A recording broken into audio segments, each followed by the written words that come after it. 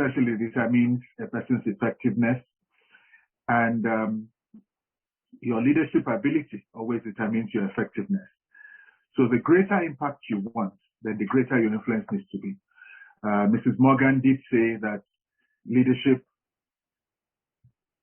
is about influence. So if we want to be leaders, then we must seek to exert and expand our influence to great heights.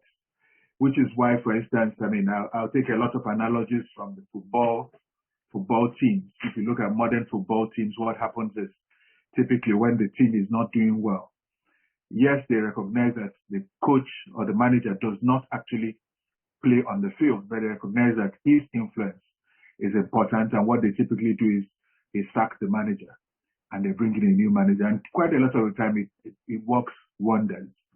And you find that the team that wasn't doing well all of a sudden are invigorated and they start to do well. So typically when you want to change the direction of the business, you change the leader. And it's important for you to also understand that for you to reach your highest level of effectiveness, you need to raise your leadership ability. Leadership is something that is learned on a day-by-day basis. It's not something that you wake up and snap the button and it's there, but it's something that is certainly learnable. That is important. You don't do it in a day, but you do it by a series of leadership activities that you learn, you practice, and you can grow as that happens. There are many facets to leadership. Your people skills, your personal discipline, your vision, the respect that you command, your emotional strength and connection with people. And because most especially leadership is about your ability to influence people within the organization and outside the organization towards achieving your organizational goals. So it's important when you are a leader for you to understand that your objective in leading the organization is to ensure that the organizational goals are achieved. So you will do this when you understand the nature of leadership best. So it's important for you to understand that. There are different phases of leadership growth, which John Maxwell has identified. The first phase he says is the phase where I don't know what I don't know. This is the phase where none of us really want to be at. And that's where a lot of us start at. And during this phase, you really don't know jack. You are at the phase where you just do stuff and you try as much as possible to encourage you to grow in this level, because it's at this stage that, you're doing a lot of things by instinct, but you are encouraged to learn because it's a learning journey. For you to be a successful leader, you have to embark on daily learning. And learning is not something that you leave to your followers, it's not something that you leave to your team. It's something that you, as a leader, you have to learn day by day and improve your craftsmanship, improve your leadership skills. So it's important for you to understand that as a successful leader is a lifelong learner. That's critical. And the next phase of leadership that he identifies is where he calls it, I know what I don't know. During this phase of leadership, you've started to get a hang of how to do some of the things. You're able to evaluate your own strengths, your weaknesses, and you're able to then use some of those. You're able to use some of those strengths to motivate your team to achieve the goals of the organization. It's important that you are conscious of your environment and that you're conscious of the facts surrounding the case. There's actually a quote that I like from Benjamin Disraeli from the book. It says you must be conscious that you are ignorant of the fact is a great step to knowledge. Quite a lot of the time, leaders come to the table with a sense of, I have all the answers, look up to me. You may have a lot of the answers, but it's very difficult for you to have all the answers. So it's important for you to be aware of the fact that you don't have all the answers, and try as much as possible to be open to suggestions from different places. I have found this most instructive, for instance, in my journey of leadership. I used to run a company where we had cars running all over the place. And one of the big issues, for instance, was how do you communicate with these drivers? How do you, the clients that you lease the cars to communicate with them? A driver came to me and said, sir, I have to suggest something. You know, we have this VPN. Can't we give our clients the VPN, admit them onto the VPN, and they can use that to call us? Because quite a lot of the time, they're not able to call the drivers because people are worried about their credit. And I said, wow, this is great. So we implemented extended the VPN to clients, and we just gave each of the clients, major clients that we work with, a free phone, and gave them a SIM card and put it on our VPN. What that meant was that straight away they were able to communicate with the drivers freely without worrying about are they using their credit, are they doing that, and then the drivers themselves can call them if an incident occurs. That idea came from a driver. So you must be open to learning from different people at different levels of the organization. The learning process is not just from the senior people in the organization. The phase 3 is I grow and know, and it starts to show. That's the phase where a lot of managers would like to get to, and do get to with experience. During this phase, you have grown in leadership, and you're able to impart some of those skills to some of your team members. And as a result of that, performance improves. So it's important for you during this phase of your life for you to understand, yes, it's starting to show. The last phase of leadership that he identifies is I simply go because of what I know. During this phase, it's almost like autopilot. Lots of people aspire to this and they do not always get there, but don't lose faith. Nothing is aspirational. It's something that you can get there, and you will get there for different phases and different times. That's the hope. That's the beauty of the message that he presents. But for you to get there, you need to have leadership traits and understand that the first person that you lead is you.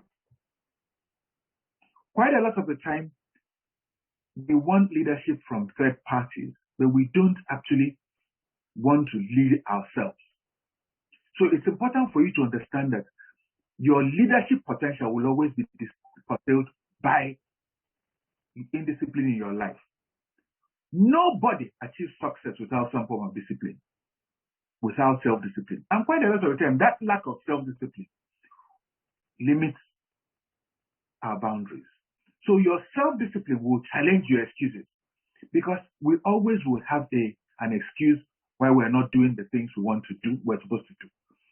And that comes quite a lot of the time from, most of us have this perverse sense of reward, where we are not able to defer gratification until after the job is done. So as soon as we start seeing the early signs of success, the first thing that happens is our base mentalities kick in, and we start to act the big shots. We forget that our staff are looking at us, our team members are looking at us, and the values that you model are important.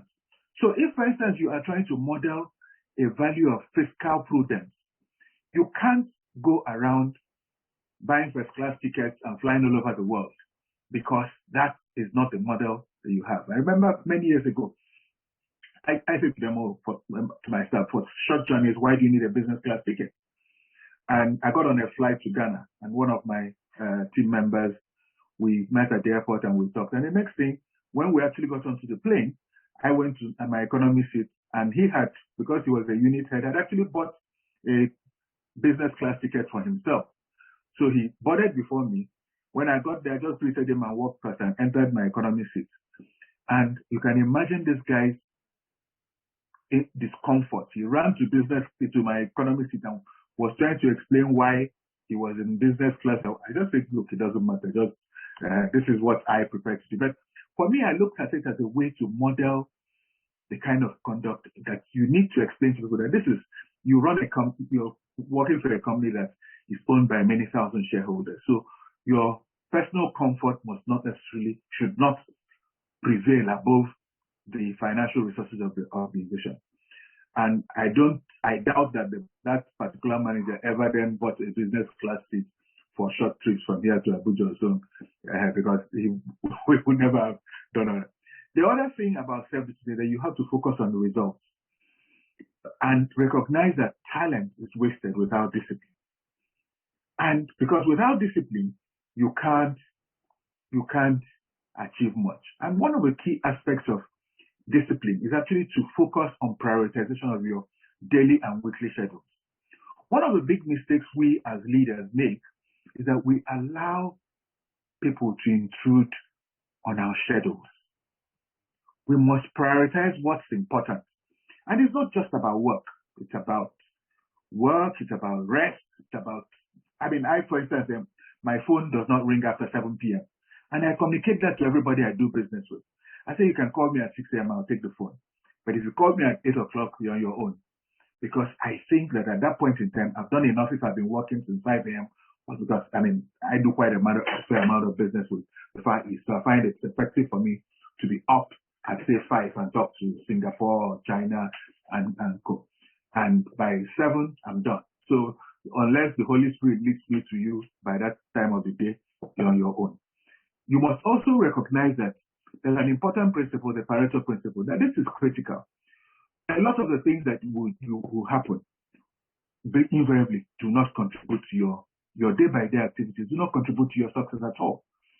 He actually highlights this in different ways. Says that the Pareto Principle is very, very applicable. Then you find that 20% of your effort is actually responsible for 80% of your output. So the key is actually to find that 20%.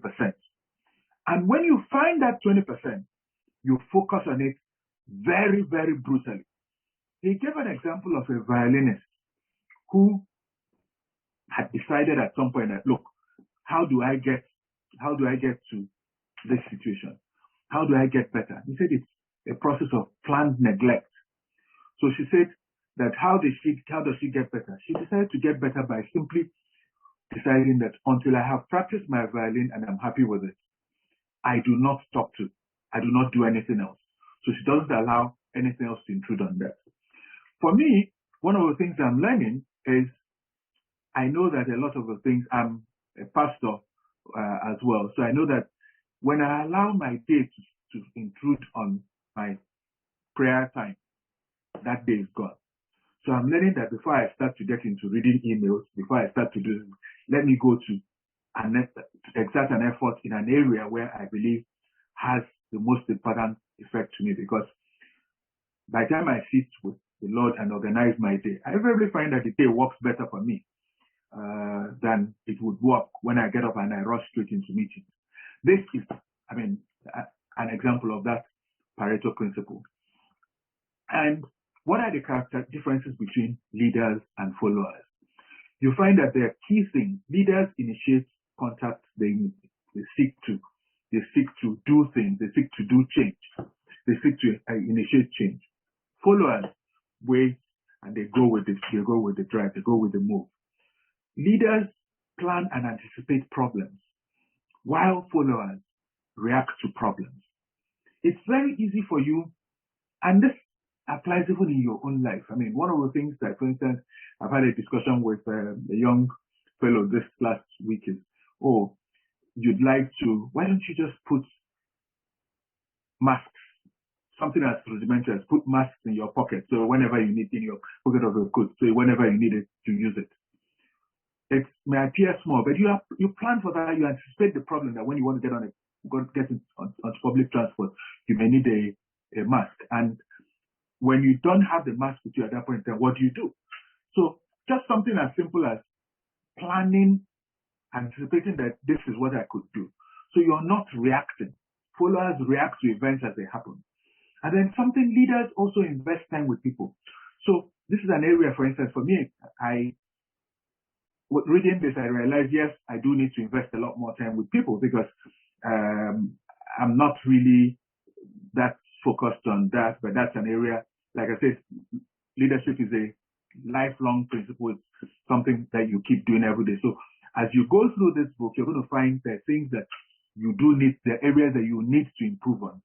And that's something that everybody must look at your own areas where you need areas of improvement.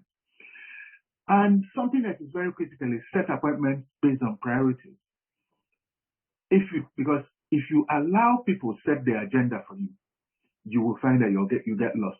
So a lot of the time people say, why would you switch off your phone at 7 p.m.? I say, yes, that is my own way of planning. That's my own way of ensuring that I get enough rest. That's my own way of ensuring that I spend time with my family, because all those things are important in making you the kind of manager or leader that you want to be. So you shouldn't allow people to set agenda for you. People cannot create a common saying that my team members know, that you cannot create an emergency in your house and they transfer that to me. You cannot light a fire in your house and expect that I must start running around to help you put out the fire. So prioritization is something that you must learn to do. It talks about this very, very, emphasizes this a lot. It says you should evaluate your priorities periodically, and your priorities will change based on where you are in the organizational cycle. What was important last year may not be what's important today, and what is important today may not be important tomorrow. So you must learn to do those things. And then there are things that people, we get into a bind where we think we must do everything. But if there are things that you can give somebody else to do, so you can focus on other things, just give it to the person to do, because that person is growing, and you can then eliminate those things and focus on the things that provide you the highest returns on the investment in your time. Because don't forget, you as a leader, you only have effectively maybe 10 hours a day, because you have to sleep, you have to eat, you have to drink, you have to socialize. So you must, I talked about planned neglect, like the violinist. You must learn to neglect some things that you think are not important. And something that he says, efficiency is the foundation for success. And then effectiveness will provide you growth. And when you try to, in prioritizing, and developing leadership, there are things that you must develop trust. And trust comes from 3 C's: character, competence, and connection. And you'll find that these attributes, at the end of the day, there's a table that I found online which actually just kind of tries to get to this thing. It's difficult for you to be in any one place, but it just helps you to understand where you are. If you emphasize only competence, you'll find that you tend to be a bit tyrannical in your attitudes, because this is this, we must do this.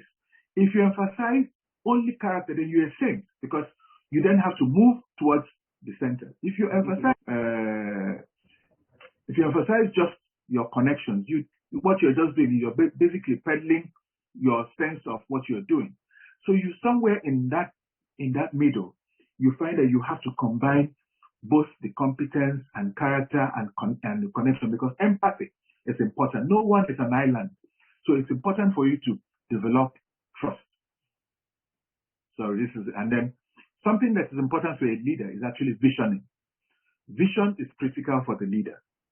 And even the Bible says that my people perish without a vision. So it's important for you to understand. And that vision will guide you as a leader, and will act as a lamp unto your feet to guide you about the things that you should focus on and where you should be going.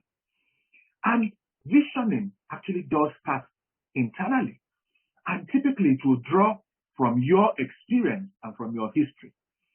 It will draw from the things that you have learned in your work of life. If you ask an Elon Musk to vision, he would vision about different things that may be completely inapplicable to you. So you can't subcontract visioning to somebody else, because nobody understands your organization or yourself better than you. So it's really your point of view. You have to vision about what your organization that you're running, or even the unit you're running, where do you want to take it? You understand that.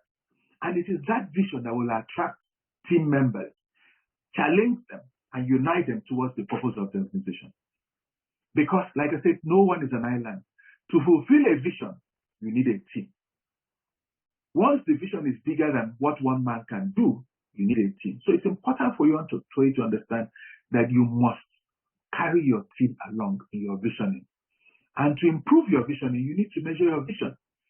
You can decide today that I want to run a world-class tech company. But what skills do you have? What resources do you have? How can you achieve that? So your visioning must also be realistic based on what you're doing. That's the only way you can have impact. And what are the leaders' impact positions? One, you must recognize that the true measure of leadership is influence. And he gives very good example. And he says, look, influence is key.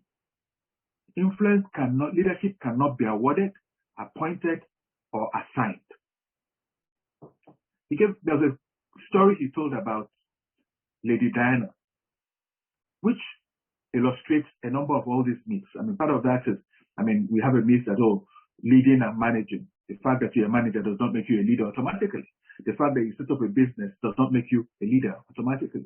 The fact that you have knowledge does not make you a leader automatically. You find some professors, for instance, who all they know is they have knowledge in that specialist field, but they can't communicate it enough to be able to build a team around it. And the fact that you're the first mover, you're a pioneer, does not just make you a leader.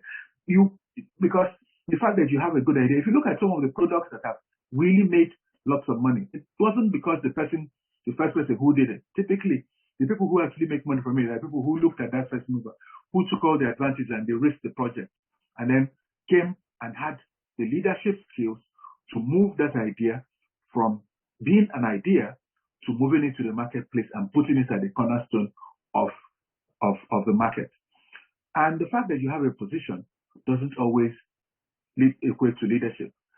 Told a good story about Lady Diana, who, when she got married, her first thrust into public consciousness was based on the fact that she was married to Prince Charles.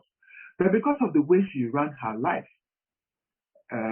over the years, she developed a lot of influence. World leaders listened to her. Things like she did a lot of work in things like mining, removing landmines.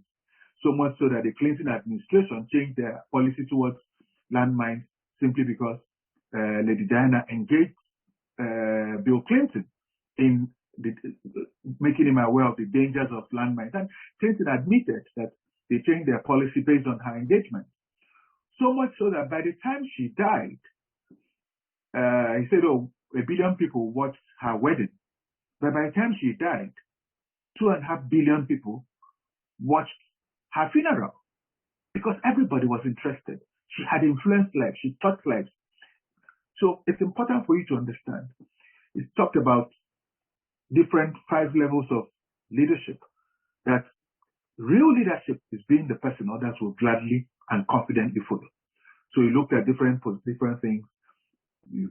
Their leadership will come from your position. Sometimes permission, people follow because they want to. People follow because you've achieved results in the past, so they believe you will do more.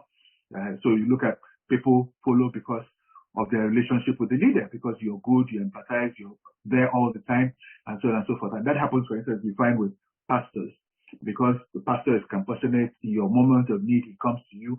You invariably tend to gravitate towards him. And then people, this highest level is where he says people follow because of who you are and what you represent. Here you find people who have become inspirational, the Mandelas. You see people who are in a point where people hang on their every word and just follow, relatively almost sheepishly, like in a cult-like manner. Not because they don't necessarily question what they do, but they simply just go with what they do. So, and he talked about that the key to extending your influence is actually to empower others to change lives.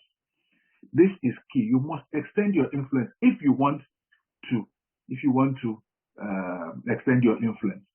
Empowerment is the key to extending your influence. So you must learn to share your delegate to others, because by delegating you build them. Quite a lot of the time, insecure leaders avoid empowering people, but they forget that empowering people helps you extend your influence. And invariably, because you're the leader, you take credit for the successes of your subordinates. Nobody is going to come and say, "Oh,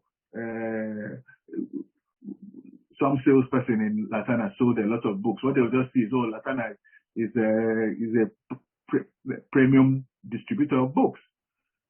It may well be that a lot of the books that Laterna sells are sold by one salesperson in the shop on the shop floor. But the credit goes to Laterna management, goes to Laterna CEO, rather than the one executive that is doing all the work. So that's something that we must bear in mind.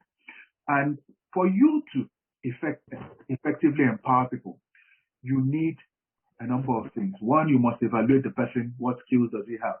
Because it points out that giving inexperienced people too much authority too soon typically could actually wreck them.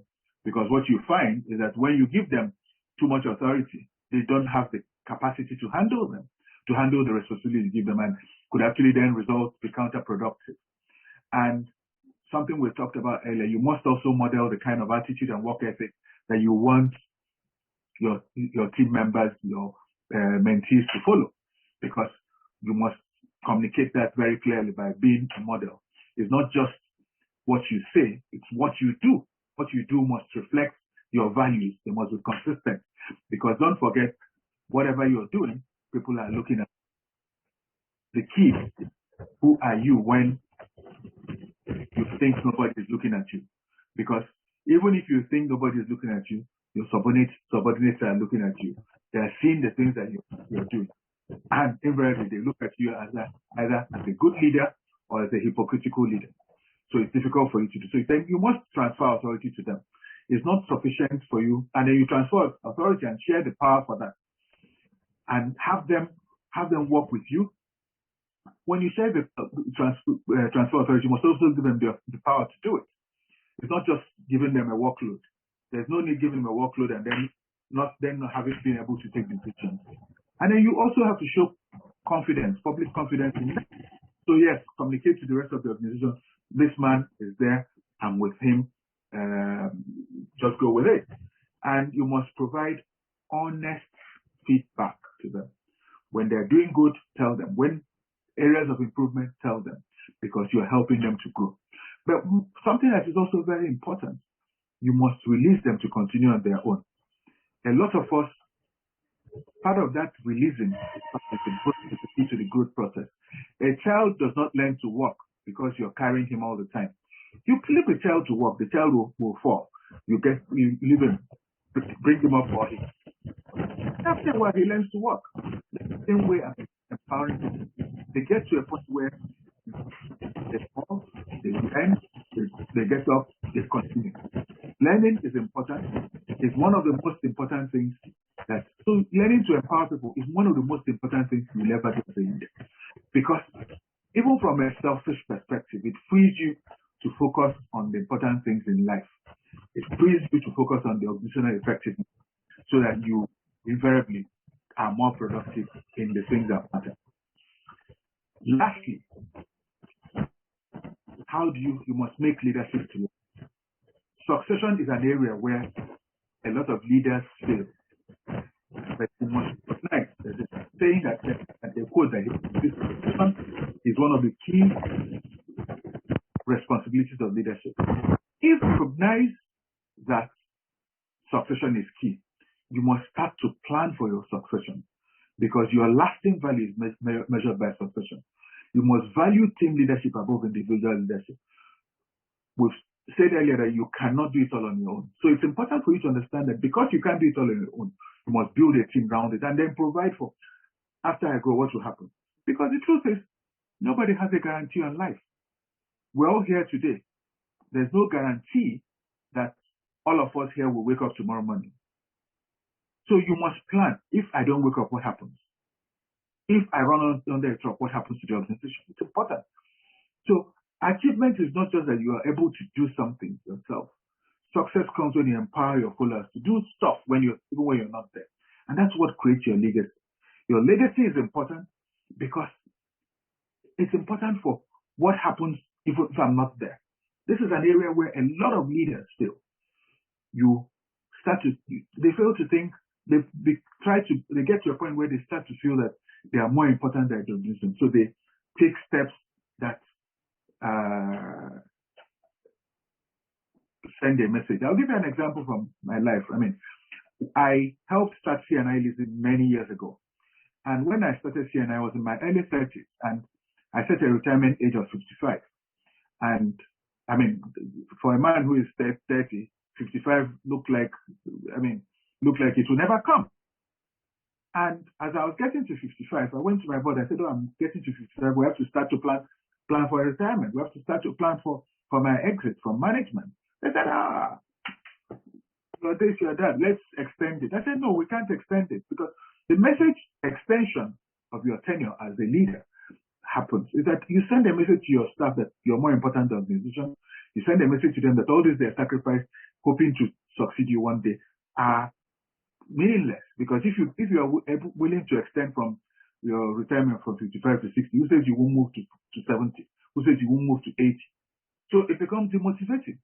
So I insisted on that, and I said, look, I don't want to serve one day after 55. So at 55, whether or not I had school fees bills to pay and so on, I said, no. My wife was like, I said, look, just leave it. We will survive one way or the other. You have to enact the thing, because for me, it's more important, because it's an organization I spent a lot of my life in. It was important for me to try and see that, I mean, nobody guarantees the future, but I mean, I wanted to do all I could do to ensure that they survived after I left. And that's really what is important. And he rounds up by saying that your lasting value will be measured by succession and how you manage it. So it's important for us to understand that is critical. That is what we do. And thank you very much, and God bless you all for listening.